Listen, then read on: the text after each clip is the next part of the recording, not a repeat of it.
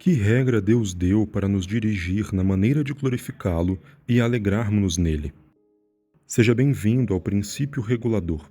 Meu nome é Paulo e esse é o segundo episódio da série Breve Catecismo na Prática, onde aprendemos mais sobre como aplicar os ensinamentos bíblicos que foram expostos e organizados em um dos documentos mais importantes da fé reformada.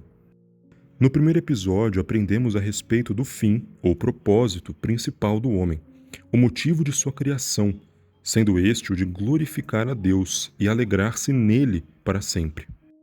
E dando sequência a isso, os teólogos da Assembleia de Westminster responderam da seguinte maneira à segunda pergunta do Breve Catecismo.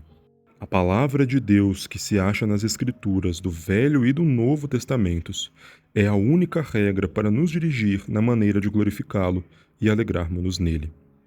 Bem, para entender como praticar esse princípio crucial da vida cristã, precisamos destacar uma palavra específica contida na resposta: regra. Na realidade moderna, essa palavra encontra-se completamente distorcida.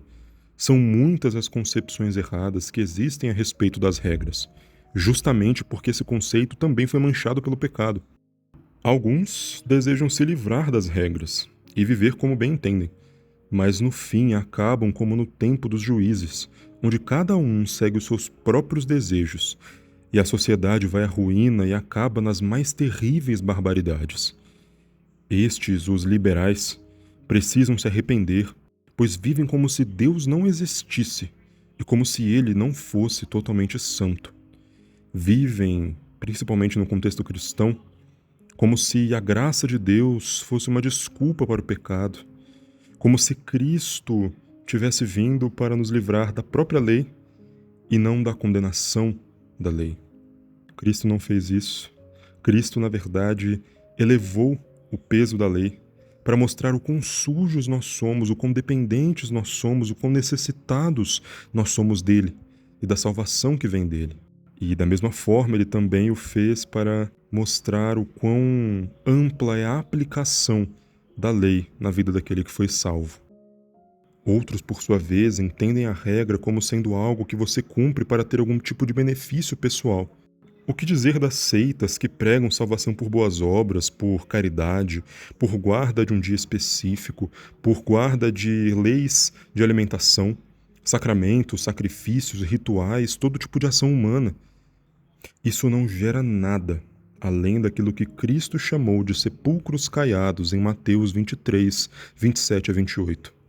Pessoas, igrejas, sociedades belíssimas por fora, mas interiormente cheios de ossos mortos e de toda imundícia, exteriormente parecendo justos aos homens, mas por dentro cheios de hipocrisia e de iniquidade.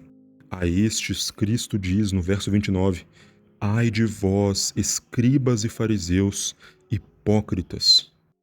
A Bíblia, no entanto, longe de ser como as regras humanas, é a santa lei de Deus. E como já foi mencionado, com as nossas próprias mãos nós somos totalmente incapazes de cumpri-la.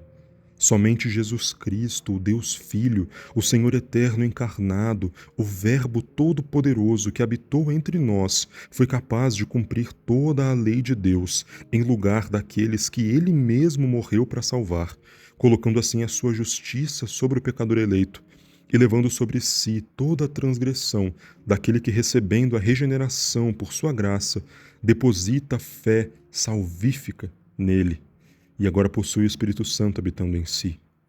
Que diremos, pois, questiona Paulo em Romanos 6:1, permaneceremos no pecado para que seja a graça mais abundante?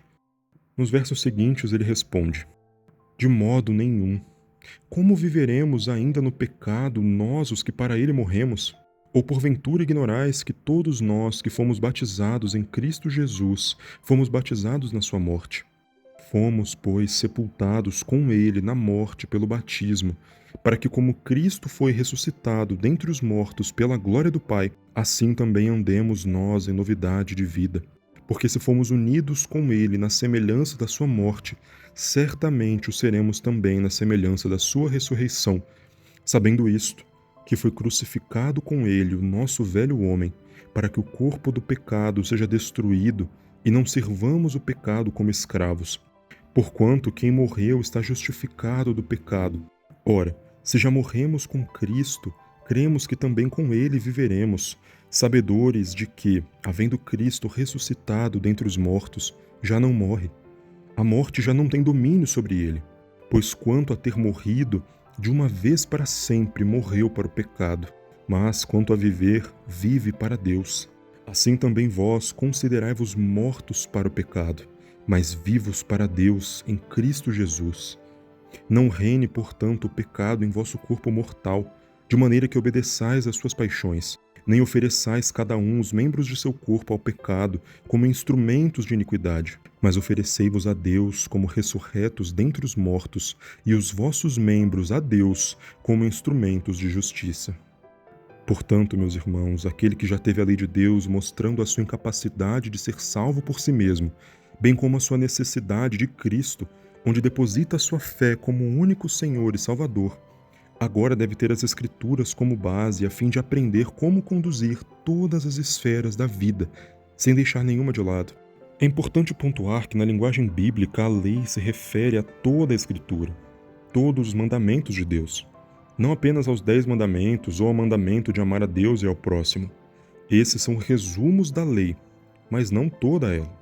E isto é ressaltado pela forma como o catecismo faz questão de explicar que a palavra de Deus se acha nas escrituras do Velho e do Novo Testamento, nos lembrando de não ignorar ou menosprezar parte alguma da Santa Escritura do Senhor. Afinal, ao contrário do que dizem os hereges, ela não contém a palavra de Deus, ela é a palavra de Deus.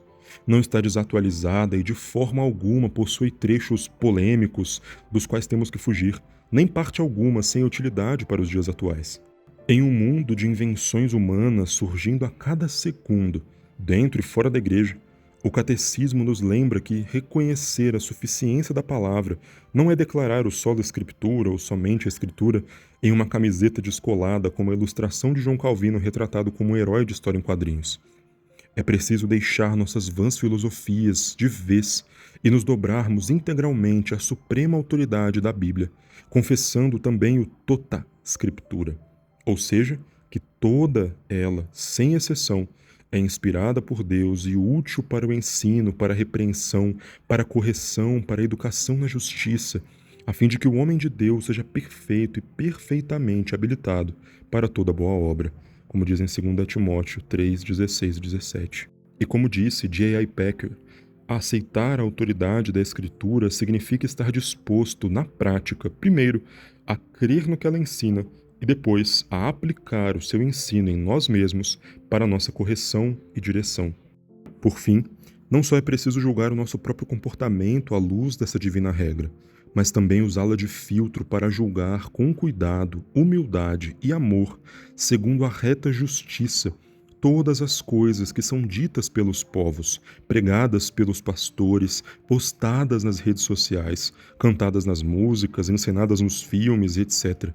É sobre aceitar e aprender com tudo que é condizente com a Escritura e rejeitar aquilo que é contrário a ela. E preciso de cautela ao dizer isso, pois muitos, enganados por lobos, são rápidos em confundir tal prudência bíblica com uma licença para colocar toda sorte de podridão diante dos olhos, diante dos ouvidos, para tentar filtrar pelo prisma cristão. Eu temo que isso esteja se tornando cada vez mais comum, especialmente quando o assunto são produções midiáticas, literárias, musicais, teatrais, enfim, o entretenimento no geral. Entenda, caro irmão, que o filtro cristão é sim necessário para todas as coisas que este mundo produz. Porém, deixe-me dar 2 opções e fazer-lhe um questionamento depois. Opção 1.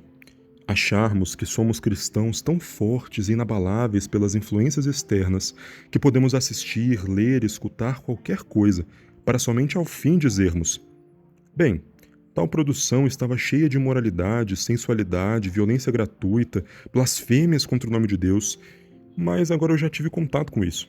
Pulei o que eu pude aqui e ali, então eu vou chamar de artístico toda essa profanidade e pelo menos tentar encontrar o evangelho nisso. E viva a graça comum. Ou, opção 2. Pesquisarmos bem o conteúdo daquilo que há disponível para nós antes mesmo de termos contato mais profundo com aquilo que ofende a glória do Santo Deus e nos levará a pecar ou apoiar o pecado, indo no caminho contrário da gloriosa lista de virtudes de Filipenses 4:8, que deve ocupar o nosso pensamento. Seja sincero, considerando tudo que vimos até aqui, qual dessas duas você crê que glorifica mais a Deus?